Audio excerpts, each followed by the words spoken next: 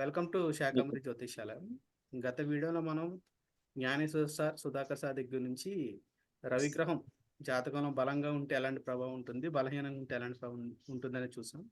ఈ వీడియోలో మనం ఉమర్ కయీం సార్ దగ్గర నుంచి సేమ్ టాపిక్లో ఆయన ఒక ఒపీనియన్ తీసుకుందాం. Power to you Umar sir. Okay. Shakambari జ్యోతిషాలయానికి కృతజ్ఞతలు అవకాశం ఇచ్చినందుకు. యాక్చువల్గా మనకేంటంటే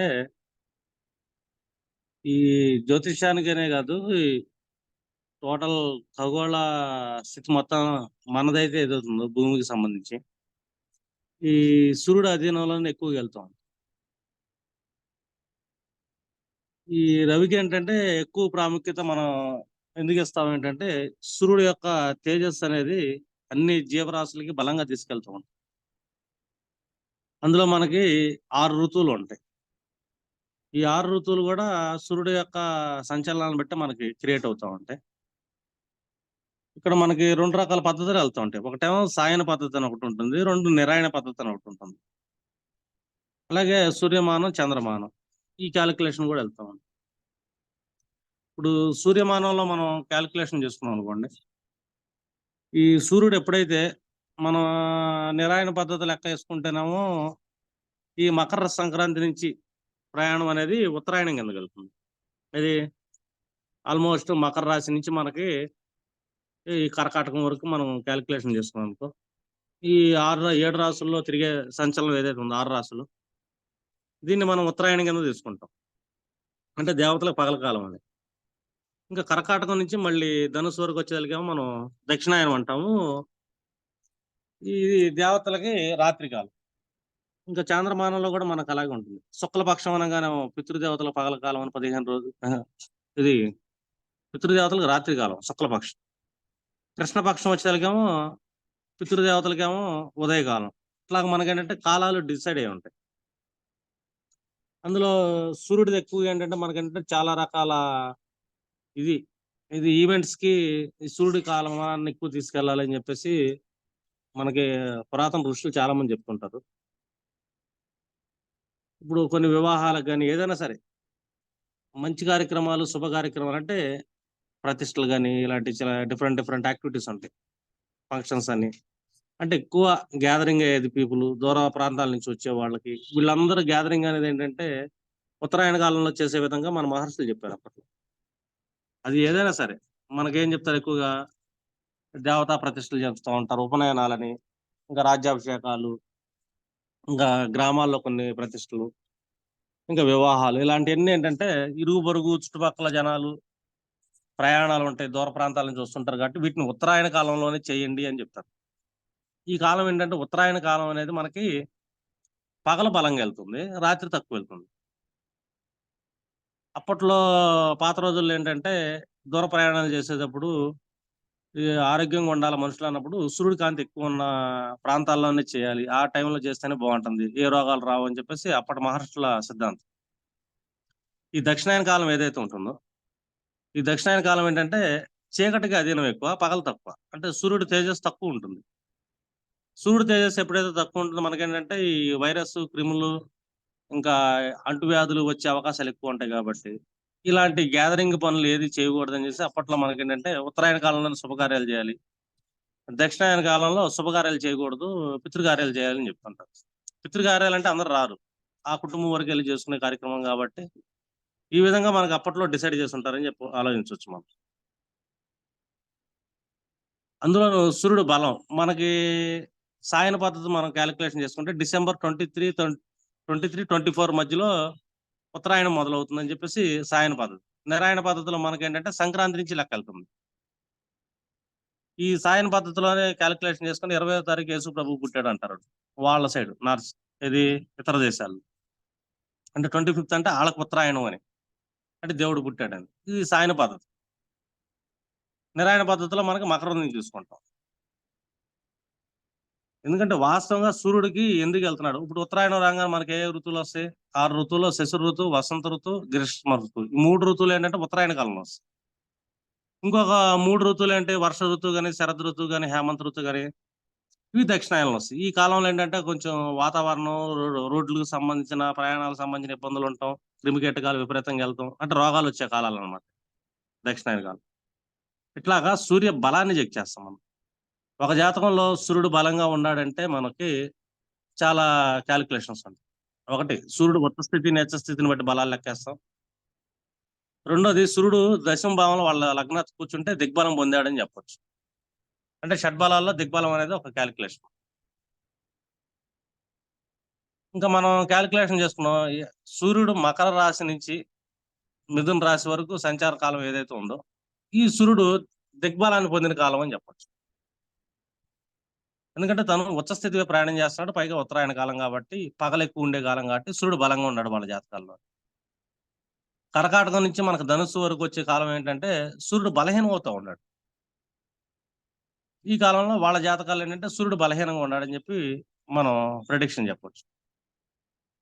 అంటే సూర్యుడు బలమైన కాలంలో అంటే వాళ్ళు ఎలా ఉంటారు, బలహీన కాలంలో ఎలా ఉంటారు. మీరు సింపుల్ గా క్యాలిక్యులేషన్ చూసారనుకోండి, సూర్యుడు ఏంటంటే దేహకారకుడు, అది దేహంలో బోన్ కారకుడు ఆయన. అండ్ గుండెకి కూడా కారకత్వం ఉన్నది ఆయనకి. మనం ఒక పర్సన్ యొక్క బోన్ హెవీ వెయిట్ లో ఉంది, కాల్షియం లెవెల్స్ బలంగా ఉన్నాయి అంటే వాళ్ళు ఉత్తరాయణ కాలంలో పుట్టారని మనం డిఫాల్ట్ చెప్పచ్చు. దక్షిణాయన కాలంలో పుట్టారు అంటే సూర్యుడు కర్కాటకం నుంచి ధనుస్సు వరకు పుట్టిన స్థితుల్లో ఉన్న వాళ్ళకి మనం ఈజీగా కనిపెట్టచ్చు. డి విటమిన్ ప్రాబ్లమ్స్ రావటం, బోన్ కొంచెం లాస్ ఆఫ్ వెయిట్ లో ఉంటుంది, బోన్ బలహీనంగా ఉండటం వాళ్ళకి.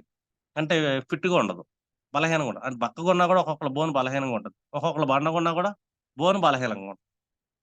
ఇది దక్షిణాయన కాలంగా మనం చెప్పుకోవచ్చు. అంటే సూర్యకారకత్వాలు ఎప్పుడైనా సరే దక్షిణాయన కాలంలో బలహీనంగా ఉంటాయి అని, ఉత్తరాయణ కాలంలో బలంగా ఉంటాయి అని చెప్పి మనం ఒక మనిషి జాతక చక్రం చూడంగానే మనం కనిపెట్టొచ్చు. ఇంకా అలాగే లగ్న బలం. లగ్న బలం కూడా మనం క్యాలిక్యులేషన్ చూసుకున్నాం అనుకోండి. లగ్న బలానికి మనకి ఎక్కువగా చూసుకుంటే దేహకారకుడు కుజుడు యొక్క స్థితి చెప్తుంది. కుజుడు కూడా ఉత్తరాయణ కాలంలో కూర్చున్నాడు, మకరం నుంచి మిథునం వరకు. వీళ్ళ దేహం కొద్దిగా బలంగా ఉంటుందని చెప్పొచ్చు. కర్కాటకం నుంచి ధనుస్సు వరకు వెళ్ళే దేహం చూసుకుంటే కుజుడు అక్కడ కూడా కొంచెం తక్కువగా ఉంటాడు. వీళ్ళ దేహం కొద్దిగా బలహీనంగా ఉంటుంది అని దేహ ప్రకారం. అంటే వాళ్ళ జన్మలగ్నం ఊర్ధ్వంలో పడింది, ఉత్తరాయణంలో పడింది జన్మలగ్నం. వాళ్ళు ఫిజికల్లీ స్ట్రాంగ్ పర్సన్స్ గా వెళ్ళొచ్చు. కర్కాటకం ధనుస్సు ఫిజికల్లీ కొంచెం వాళ్ళు బలహీనంగా ఉండే పర్సన్స్ కూడా ఉంటారు. ఎందుకంటే లగ్న బలం కూడా. ఇంకా కారకత్వాల విషయంకి వచ్చేసరికి మనకి 2 రకాల కారకత్వాలు ఉన్నాయి. ఒక కారకత్వం ఏమో నేచురల్ పరాశరి కారకత్వం. అందులో ఆత్మకారకుడు సూర్యుడు అవుతాడు ఇక్కడ. ఇంకా జైమిని ప్రకారం చూసుకుంటే చరకారకత్వాల్లో ఎవరన్నా అవ్వచ్చు ఆత్మకారకుడు. కుజుడు అవ్వచ్చు, గురుడు అవ్వచ్చు, ఎవరన్నా అవ్వచ్చు. ఇప్పుడు ఆత్మకారకుడు అనగానే ఇమీడియట్లీ మనం క్యాలిక్యులేషన్ తీసుకోవాలి. ఒక మనిషి యొక్క కాన్ఫిడెన్స్ లెవెల్స్ ఏదైతే ఉందో, ఆళ్ళ ఆత్మబలం ఏ విధంగా పెరగాలనేది నేచురల్ సూర్యుడు యొక్క ప్లేస్‌మెంట్‌ని బట్టి, ఆయా ఈవెంట్స్ చేస్తున్న ప్రకారం వాళ్ళ ఆత్మబలం పెరుగుతుంది. కాన్ఫిడెన్స్. ఇన్ కేస్ ఇక్కడ కూర్చున్నోళ్ళందరూ అష్టాదరులనుకో. వీళ్ళ జాతకంలో అష్టమంలో సూర్యుడు కూర్చున్నాడు. వాళ్ళకి ఆత్మబలం ఆకల్ట్ చేసినంత సేపు బలంగా ఉంటుందని చెప్పొచ్చు. కాన్ఫిడెన్స్ వస్తుంది. అంటే సూర్యుడు ఏ భావంలో కూర్చుంటే, ఆ భావానికి సంబంధించిన పనులు, లేదా సూర్యుడు ఏ భావంలో ఏ నక్షత్రం మీద కూర్చుంటే, ఆ నక్షత్రానికి 2, 3 రకాల భావాలుండొచ్చు. ఆ భావాలను కూర్చున్న పనులు చేస్తున్నంత సేపు వీళ్ళకేంటంటే ఆత్మబలం పెరిగిద్దని చెప్పాలి. మేష లగ్నం తీసుకున్నాం అనుకోండి ఎగ్జాంపుల్‌గా. సూర్యుడెళ్ళి బలహీనుడయ్యాడు, సప్తమ భావంలో నీచుడు పడ్డాడనుకుందాం. ఈ సప్తమ భావంలో మనకి ఈ విశాఖ నక్షత్రం మీద సూర్యుడు కూర్చున్నాడు. గురువెళ్ళి కర్కాటకంలో కూర్చోవచ్చు, సింహంలో కూర్చోవచ్చు. ఇప్పుడు మనం వీళ్ళకి ఆత్మబలం పెరగాలి నేచురల్‌గా. సూర్యుడు విశాఖలో కూర్చున్నప్పుడు, విశాఖ ఏ ఏ భావాలకు ఆధిపత్యం ఉంది మేష లగ్నానికంటే? గురువు 9థ్ అండ్ 12థ్ లాట్. అంటే వీళ్ళు మత గ్రంథాలు గాని, ధర్మం గాని, అండ్ కౌన్సిలింగ్ సెక్టార్స్‌లో అలాగే దాన ధర్మాలు విపరీతంగా ఇలాంటి పనులు చేస్తున్నంత సేపు వీళ్ళకి ఆత్మబలం పెరిగిద్ది అని చెప్పొచ్చు మనం. ఎందుకంటే సూర్యుడు ప్లేస్ అయ్యాడు విశాఖలో. నీచబడ్డాడక్కడ. కానీ నీచబడినా కూడా వీళ్ళకి ఆత్మబలం పెరగాలి. పెరగాలంటే ఏ ఏ ఈవెంట్స్ చేస్తే ఆత్మబలం పెరుగుతుందని చెప్పేసి, ఈ గురు యొక్క కారకత్వాలు ఏవైతే ఉంటాయో, గురు కారకత్వాలను వీళ్ళు అప్లై చేస్తున్నంత సేపు ఏంటంటే బావుంటుంది. ఇప్పుడు సింహరాశిలో గురుడు ప్లేస్ అయ్యాడు ఆళ్ళ జాతకంలో. 9థ్ అండ్ 12థ్ లాట్ 5థ్‌లో కూర్చున్నాడు కాబట్టి, వీళ్ళు ఏదైనా టీచింగ్ సెక్టార్స్ లో ఉన్నా కానీ 10 మందికి గైడెన్స్ లో చేస్తున్నా మెంటర్స్ గా ఉంటున్నా వీళ్ళకి ఆత్మబలం పెరుగుతుంది. ఈ పనులు చేయట్లేదు అనుకోండి వీళ్ళకి ఆత్మబలం పెరగదు. ఇది ఒకటే కాదు, సూర్యుడు నేచురల్ ఆత్మకారకుడే. కానీ ఇతనికి చరకారకత్వంలో ఏదో ఒక కారకత్వం రావచ్చు. ఆ సూర్యుడు జ్ఞాతికారకుడు అవ్వచ్చు, లేదు ఈ సూర్యుడు మాతృకారకుడు అవ్వచ్చు. సూర్యుడు ఇన్ కేసు మాతృకారకుడు లేకపోతే భాతృకారకుడు అయ్యి పర్టికులర్ ప్లేస్ లో కూర్చున్నాడు అనుకో. సమ్ ఎగ్జాంపుల్ తీసుకుందాం. సూర్యుడు మాతృకారకుడు అయ్యారు, ఏదన్నా భావంలో కూర్చున్నాడు. ఇక్కడ ఈ పర్సన్ కి నేచురల్ ఆత్మ బలం పెరగాలంటే మాతృకారకత్వ గుణాలు ఉండాలి. అంటే ఏంటి?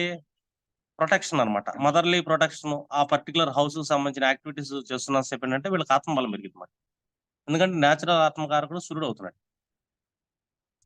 అదొకటే కాదు, వీళ్ళ చరాత్మకారకుడు ఎవరైనా కూడా అది చంద్రుడు అవ్వచ్చు, గురుడు అవ్వచ్చు, ఎవరన్నా అవ్వచ్చు. ఈ చరాత్మకారకుడు కూడా ఇప్పుడు ఈ జన్మలో ఈ పర్సన్ కి బలాన్ని ఇచ్చేది, కాన్ఫిడెన్స్ ఇచ్చే లాడ్స్ అని. ఇక శనే చరాత్మకారకుడు అయ్యాడు, శని ప్లేస్ లో కూర్చున్నాడు, ఏ నక్షత్రం మీద కూర్చున్నాడు. దానికి సంబంధించిన కార్యక్రమాలు చేస్తున్న సేపు ఏంటంటే వీళ్ళకి కాన్ఫిడెన్స్ లెవెల్స్ అనేది బిల్డ్ అవుతుంది. ప్రతి మనిషికి కాలపురుష గుణాల ప్రకారం సూర్యుడు మాత్రం ఆత్మకారకుడు అవుతాడు. పైగా సూర్యుని మనం ఎక్కడెక్కడ తీసుకుంటాం అంటే ముహూర్త విభాగంలో సూర్యుని తీసుకుంటాం ఫస్ట్. అది సాయన పద్ధతిలో సూర్యుని తీసుకున్నాం అనుకోండి అన్ని పర్ఫెక్ట్ గా వెళ్తాం. ఇప్పుడు మనకేం చెప్తారు, ఉత్తరాయణంలోనే చేయండి అంటారు శుభకార్యాలు, దక్షిణాయనంలో చేయొద్దు అని. దక్షిణాయనంలో గురుమూఢం ఉన్న లేకపోయినా కూడా, శుక్రమూఢం లేకపోయినా కూడా శుభకార్యాలు చేయొద్దు అని చెప్పేసి మనకేంటంటే ఈ సూర్యుడు యొక్క సిద్ధాంతాలు చెప్తా ఉంటాయి. ఇది ముహూర్త విభాగంలో ఎక్కువ వాడతాం సూర్యుని మనం. కానీ ఒక వ్యక్తిగత జాతకంలో ఎలా వాడాలి? సూర్యుడు అనగానే ఫస్ట్ కాన్ఫిడెన్స్ రాడు అండ్ ఆత్మకారకుడు. అంటే ఈ పర్సన్ యొక్క నేచురల్ ఆత్మ అనేది ఏంటి అని చూడొచ్చు మనం. నేచురల్ ఆత్మ అంటే ఏంటి? ఇక్కడ 2 రకాలు ఉంటాయి. ఒకటేమో ఒక ఆత్మ దైవ సంబంధమైంది, ప్రతి మనిషిలో ఉండేది సూర్యుడు నేచురల్ ఆత్మ. కానీ ఈ భూమి మీద పుట్టినప్పుడు ఆ సూర్యుడు ఆత్మకారకుడు అయ్యాడా లేదని చెక్ చేయాలి. అతని కర్మలను బట్టి ఏంటంటే వాళ్ళ ఆత్మకారకత్వాలు మారుతా ఉంటాయి. నవగ్రహాల్లో ఏదో గ్రహానికి ఆత్మకారకత్వం వస్తుంది.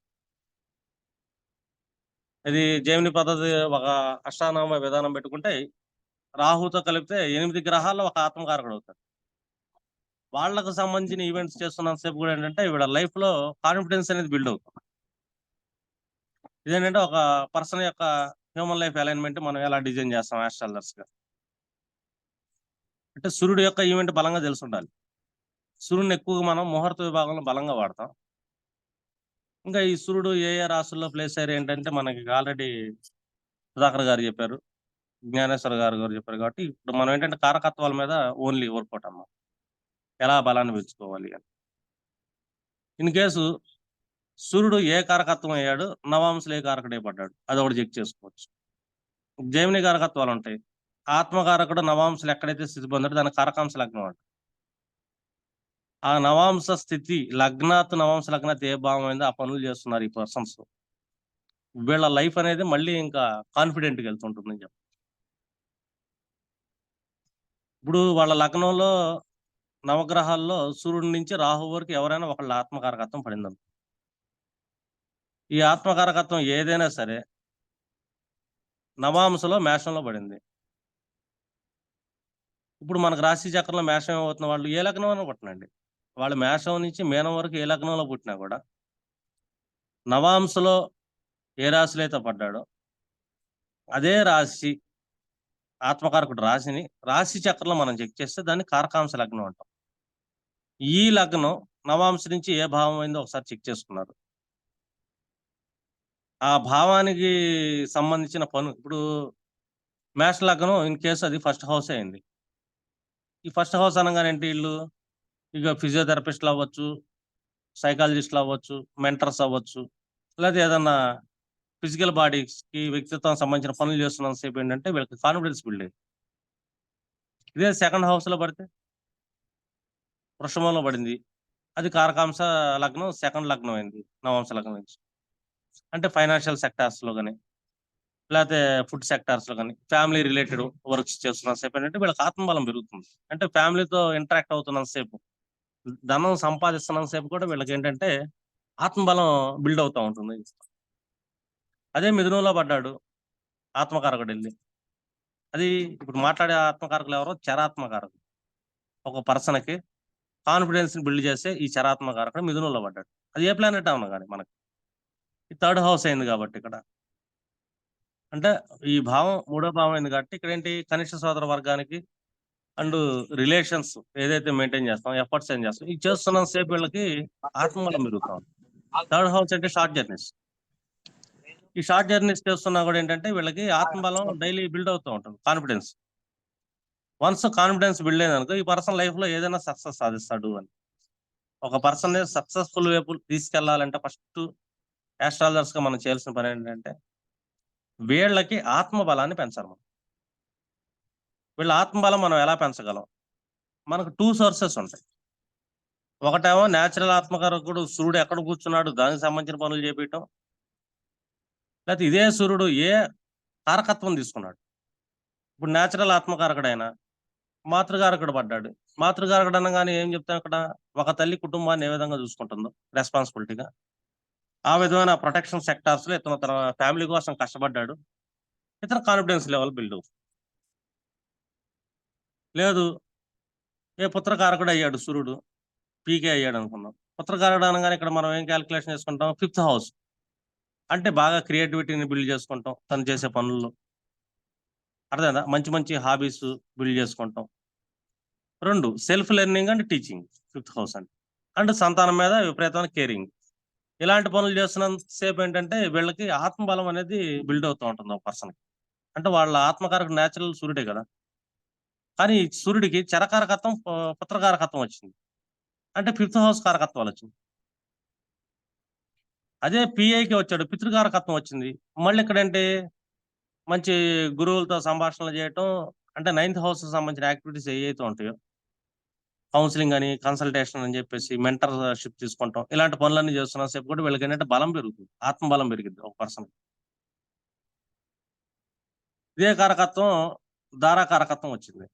ధారాకారకత్వం అంటే ఏంటి, స్పౌజ్ అంటాం మనం మ్యారేజ్ విషయాల్లో చూస్తుంటాం. కానీ సూర్యుడు ధారాకారకత్వం ఎప్పుడైతే వస్తుందో, సూర్యుడు ధారాకారకత్వం అనేది ఒక రకమైన నేచకారకత్వం వాస్తవంగా చెప్పాలంటే. కానీ retail sections, business relations maintain చేయడం ఇతనికి అలవాటైంది. ఇంటికి దూరంగా వెళ్ళే స్థితి పొంది తను యాక్టివిటీస్ చేస్తున్నాడు. మళ్ళీ వీళ్ళకి ఆత్మబలం అనేది పెరుగుతుంటుంది అని చెప్పాలి.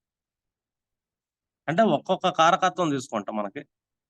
అదే భాతృకారకుడైతే ఎక్కువ ట్రావెల్స్ చేయటం, ఎఫర్ట్స్ చేయటం, బాగా ఇలాగ వెళ్ళాలి. జ్ఞాతికారకుడు అయ్యాడు సర్వీస్ సెక్టర్ వెళ్ళాలి, అంటే హాస్పిటల్లో డాక్టర్స్ అవ్వచ్చు, వీళ్ళు ఏదైనా సర్వీస్ ఓరియంటెడ్ వర్క్స్ చేయొచ్చు, అంటే 10 మందికి సర్వీస్ ఎలా చేయొచ్చు అనేది. ఇక్కడ జ్ఞాతికారకత్వం అవటం వల్ల సూర్యుడికి ఏంటంటే ఇంకొక క్వాలిటీ కూడా చెప్పొచ్చు, సూర్యుడు న్యాచురల్ గా సత్వగుణం ఉన్నాడు. ఈ సత్వగుణం ఉన్న క్యారెక్టర్ జ్ఞాతికారకత్వం వచ్చింది అనుకో కొంచెం సఫర్. రెండోది జ్ఞాతికారకత్వం వచ్చిన సూర్యుడికి ఇక్కడ రెమెడీస్ చేసుకోవాలని చెప్పాలి మనం, ఎందుకంటే తండ్రికి బాగోదు సూర్యుడు జ్ఞాతికారకం అవటం వల్ల. వీళ్ళకి కూడా కాన్ఫిడెన్స్ లెవెల్స్ లో ఎక్కువ యుగోస్ రావటం, ప్రతి మనిషిని నెగిటివ్ గా చూడటం, నెగిటివ్ ఇమాజినేషన్స్ పెట్టుకుంటాం, వీళ్ళ ఎనర్జీస్ లాస్ చేసుకుంటాం, ఇలాంటి పనులు చేస్తుంటారు. ఇలాగా ఒక న్యాచురల్ ఆత్మకారకుడికి ఏ విధమైన చరాత్మకారకత్వం వచ్చిందో దాన్ని బట్టి ఏంటంటే ఆ పనులు చేయటం వల్ల వీళ్ళకి కాన్ఫిడెన్స్ బిల్డ్ అవుతుందని చెప్పచ్చు. ఇంకోటి వాళ్ళ చరాత్మకారకుడు ఎవరో కూడా చూడాలి మరి, కారకాంశ లగ్నం చూడాలి. వీటన్నిటిని అలైన్మెంట్ చేసుకుంటూ వెళ్తే మీకు ఏంటంటే ఒక్కొక్క భావంలో ఏ ఏ పనులు చేస్తే బాగుంటుందని చెప్పాలి. చరాత్మకారకుడు సప్తంలో పడ్డాడు అనుకోండి, బిజినెస్ చేయండి అంటాం, రిటైల్ సెక్షన్స్ యాక్టివిటీస్ చేయొచ్చు అంటాం. అదే 11th హౌస్ లో పడితే ఆత్మకారకుడు కానీ చరాత్మకారకుడు కానీ భావోద్భావంలో రోగం నుంచి విపరీతమైన రోగాన్ని యాక్టివేట్ చేస్తుంటాడు, ఆ కారకత్వానికి సంబంధించిన డిసీజెస్ వస్తాయని చెప్పచ్చు మనం. రెండోది ఎప్పుడైతే సోషల్ సర్కిల్, అలాగే సోషల్ ఈవెంట్స్ చేయటం, ఎన్జిఓ యాక్టివిటీస్ చేయటం, ఇలాంటి పనులన్నీ పెట్టుకుంటున్నారు అనుకోండి, వీళ్ళకి ఆత్మబలం పెరిగింది. చూడండి ఒక్కొక్కళ్ళు ఎక్కువగా ఎన్జిఓ యాక్టివిటీస్ లోకి వెళ్తూ ఉంటారు, ఎందుకు వెళ్తున్నారని మనం ఆలోచించాలనుకోండి, వీళ్ళకి ఎక్కడ ఒక కాన్ఫిడెన్స్ బిల్డ్ అవుతూ ఉంటుంది. ఎందుకంటే వాళ్ళ ఆత్మకారకుడే 11th హౌస్ లో ప్లేస్ అయ్యాడు, వీళ్ళు ఎన్జిఓ యాక్టివిటీస్ ఫ్రెండ్ సర్కిల్ తో ఎక్కువ తిరుగుతూ ఉంటారు. వాళ్ళతో ఉన్నంతసేపు ఏంటంటే వీళ్ళకి కాన్ఫిడెన్స్ లెవెల్స్ ఎక్కువ ఉంటుంది, నా ఫ్రెండ్స్ ఉంటారు, నాకు ఇంత సర్కిల్ సోషల్ సర్కిల్ తెలుసు, ఇలాంటి తెలుస్తున్న సేపు వాళ్ళకి ఆత్మబలం ఉంటుంది. అదే ఆత్మకారకుడు సెకండ్ లో కూర్చుంటే ఈ ఫైనాన్షియల్ సెక్టార్ లో కానీ బ్యాంకింగ్ సెక్టార్స్ లో పనిచేసినప్పుడు అతనికి ఆత్మబలం పెరిగింది, అంతే ఒక కాన్ఫిడెన్స్, భరోసా. ఆత్మకారకుడు ఏం ఇస్తాడు మనకంటే ఒక కాన్ఫిడెన్స్ ఇస్తాడు అండ్ భరోసాను కూడా ఇస్తుంటాడు. నాకు వీళ్ళు ఉండారు అని. థర్డ్ హౌస్ లో కూర్చున్నాడు సోదర వర్గంతో గుడ్ రిలేషన్స్ మెయింటైన్ చేస్తున్న సేపు ఇతను చాలా ధైర్యంగా ఉంటాడు. ఆత్మకారకుడు 3వ భావంలో ప్లేస్ అవటం వల్ల. సూర్యుడు 3వ భావంలో ప్లేస్ అయినా కూడా సేమ్ రిజల్ట్ ఉంటుంది. అలాగే 8th హౌస్ లో ప్లేస్ అయ్యాడు, వీళ్ళకి భరోసా ఉండదు. 8th హౌస్ అంటే ఇక్కడ మనకి స్ట్రగుల్ హౌస్, ఇన్సెక్యూరిటీ హౌస్, ఎప్పటికప్పుడు భయాలు బాధలేస్తాం. వీళ్ళకి భరోసా రావచ్చు.